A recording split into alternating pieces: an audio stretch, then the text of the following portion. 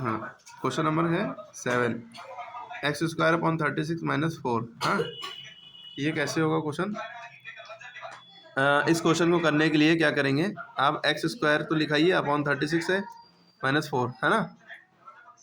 इस क्वेश्चन के लिए आपको याद रखना है जो यहाँ पे पावर 2 बनी है, हमें नीचे वाले को भी इसी तरह से पावर 2 की फॉर्म में यानी स्क्वायर की फॉर्म में कन्वर्ट करना है। इसके लिए आपको पता होना चाहिए 36 किसकी पावर 2 में आता है, मतलब 36 किसका स्क्वायर होता है। तो आपको इसके लिए ये सब याद होना चाहिए, इसके लिए ये सब याद होना चाहिए।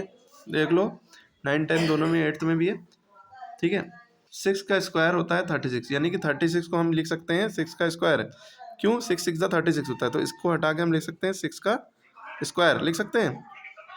इसी तरह -4 आगे लिखा है, और -4 किसका, माइनस तो माइनस लगा लिया, 4 को भी स्क्वायर की टर्म में लिखना है, तो 4 को हम क्या लिख सकते हैं, 2 का स्क्वायर। किसका स्क्वायर?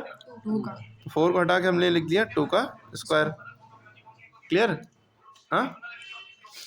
अब इसके बाद हम क्या करेंगे, इस पर भी स्क्वायर लगाए, इस पर भी स्क्वायर लगाए, दोनों पे स्क्वायर है, तो इन दोनों को एक ब्रैकेट में कर लिया और होल पे स्क्वायर लगा लिया, ठीक।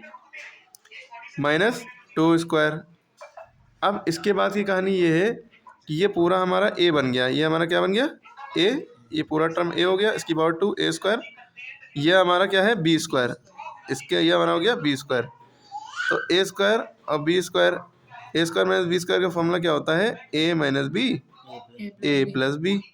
तो a की वैल्यू क्या है, a की वैल्यू है x/6, पूरी x/6 a की वैल्यू है, और b की वैल्यू क्या है 2, ठीक। स्क्वायर नहीं लगाएंगे, ठीक है। फिर a की वैल्यू x/6 है, प्लस लगाया, b की वैल्यू 2। ये हो गया सवाल आपका ओवर।